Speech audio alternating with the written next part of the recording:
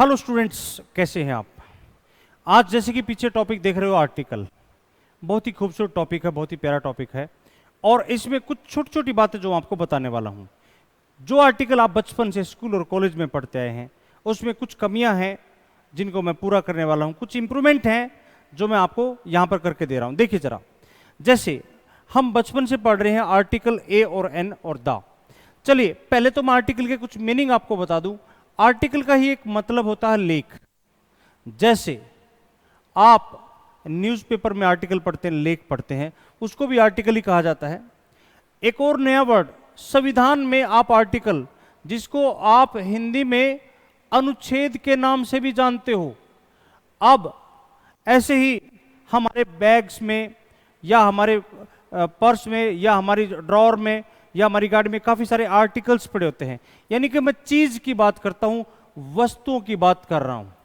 समझ में आए मेरी बात। और एक आर्टिकल वो होता है जो हम डिटरमाइनर के तौर पर पढ़ते हैं। डिटरमाइनर यानी आप ग्रामर में एक वर्ड पढ़ोगे डिटरमाइनर, या फिर इसी को हम डेमोस्ट्रेटिव वर्ड के नाम से भी जान सकते हैं। अब आज जो आर्टिकल हम पढ़ने वाले हैं वो आर्टिकल आपका ए एन और द, वो डिटरमाइनर की बात कर रहा है यहां पर, है ना। देखो अब ए का मतलब क्या है, एन का मतलब क्या है और द का मतलब क्या है, खुलकर बात करते हैं, जानते हैं एक बार। जो द है ना वो कहां लगेगा, ए कहां लगेगा, एन कहां लगेगा। एक वर्ड नीचे लिखा हुआ मैंने इनडेफिनेट, और यहां लिखा हुआ डेफिनेट। इनडेफिनेट का मतलब होता है कोई, पता नहीं कौन, पता नहीं क्या। यानी यहां पर हम कोई की जब बात करें तो उस वर्ड से पहले हम आर्टिकल ए या एन लगा सकते हैं अकॉर्डिंग टू साउंड। अब ए और एन का एक और दूसरा मतलब भी होता है एक। जैसे आपके पास कोई घड़ी है और वो आपके यूज की नहीं है, तो आप अपने दोस्त सचिन को कह सकते हो, यार सचिन मेरे पास एक घड़ी है। समझ में आ गई मेरी बात। तो आप ऐसे में कहोगे आई हैव अ वॉच। अब आप कहोगे जी हम एक घड़ी के लिए तो एक वन भी तो लगा सकते हैं भाई, लेकिन यहां नहीं लगा सकते। मान लो आपके पास दो वॉचेज थी, दो घड़ियां थी, एक आपने सचिन को दे दी, अब आपके पास एक घड़ी बची हुई है। ऐसे में आप कहोगे सचिन नाउ आई हैव, देखो now I have one watch because I have given to you, because one I have given to you, मैंने एक तुम्हें दे दी है। समझ में आया।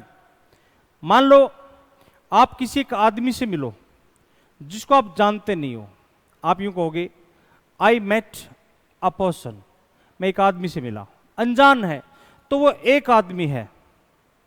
मान लो आपके पास एक कोई छाता है, मांगने आ गया, उसने आपसे कहा यार कोई छाता पड़ा है क्या। यानी ऐसे ही रैंडम मांगते हैं ना, हाँ हाँ yes I have an umbrella, तो साउंड चेंज होते ही मैंने क्या लगा दिया, एन लगा दिया। ऐसे ही जब कोई चीज खास हो, कोई चीज विशिष्ट हो, बिंदी नहीं आएगी सॉरी, कोई चीज खास हो, कोई चीज विशिष्ट हो, तो उसके साथ हम दा लगा देते हैं।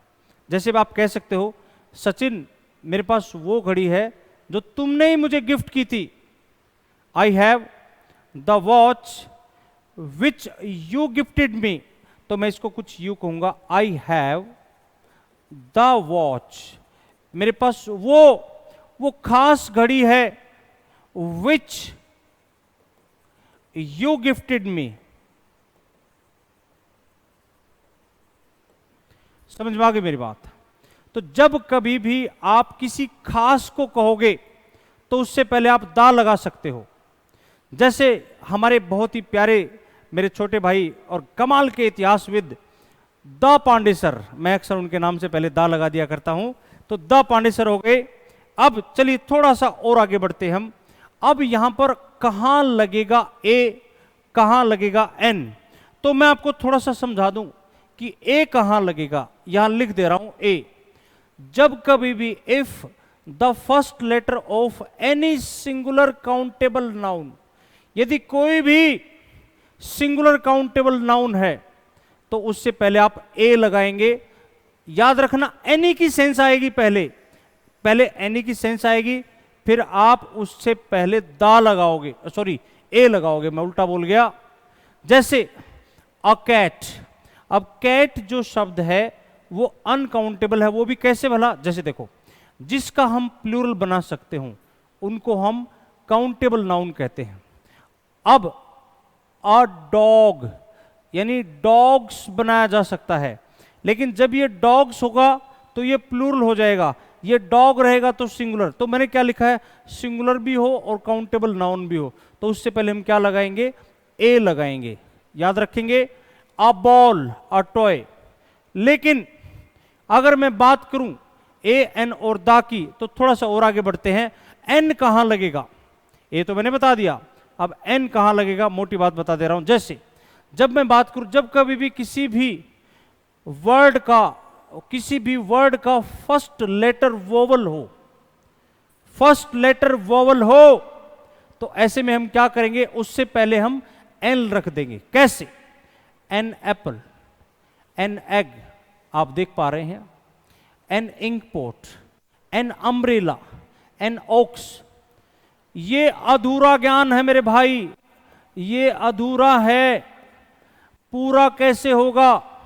आपको केवल ए ई आई ओ यू से गुजारा नहीं करना है, आपको हिंदी के जो हमारे हिंदी में जो स्वर होते हैं उनको समझना पड़ेगा, उनका साउंड जानना पड़ेगा। जैसे अ, आ, ई, उ, ए, आई, ओ, औ। आपको इनका साउंड भी देखना पड़ेगा, अगर इनको देख लिया तो कभी भी आपका आर्टिकल का एरर गलत नहीं हो सकता। देखो कैसे, अब यहां ध्यान देंगे, मैं आपको यहां लिखा भी हुआ है, बल्कि थोड़ा सा मैं बता दे रहा हूं, एक बार 1 मिनट के लिए समझेंगे जरा कैसे। मैंने कहा, एक सेंटेंस में लिखा हूं, I saw dash one eyed man. मैंने एक आंख का कोई आदमी देखा, मतलब वन आइड मैन।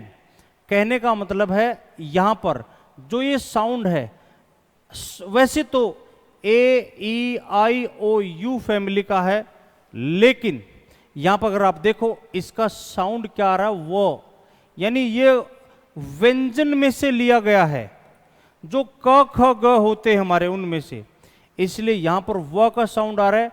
तो यहां पर हम एन ना लगाकर क्या कहेंगे, आई सा अ वन आइड मैन। बात समझ में आई। एक और देखो, जैसे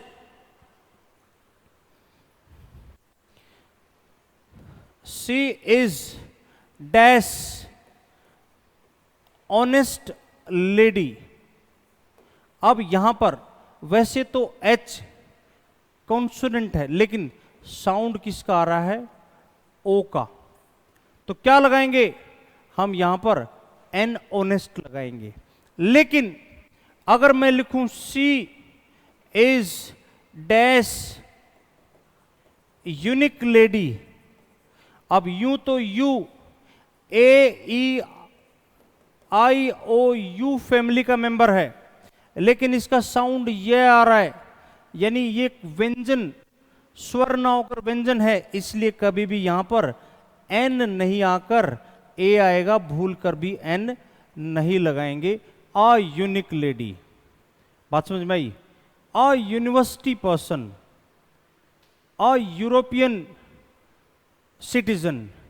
तो इस तरीके से आप इसको अच्छे से कर पाओगे। I consider it dash honour to meet you. अब ओ, ऑनर, ऑनर, ओ, तो बताओ ओ क्या हो गया, an honour to meet you. जैसे ही will return in N R, ये बहुत सारे कुछ बच्चे यहां पर इसको हार बोल देते हैं, नहीं ये आ होता है, इसलिए यहां पर आपका आंसर हो जाएगा एन आर। मैं समझता हूं आपको ए एन और दा का फंडा जरा सा समझ में आया होगा। अगली क्लास में ऐसे ही कुछ और रोचक जानकारी मैं आपको लेकर आऊंगा। तब तक के लिए दोबारा से मिलते हैं और इसको बार बार देखिएगा, ध्यान से देखिएगा और अपने सवाल बना के रखिएगा। दोबारा मिलते हैं, नमस्कार।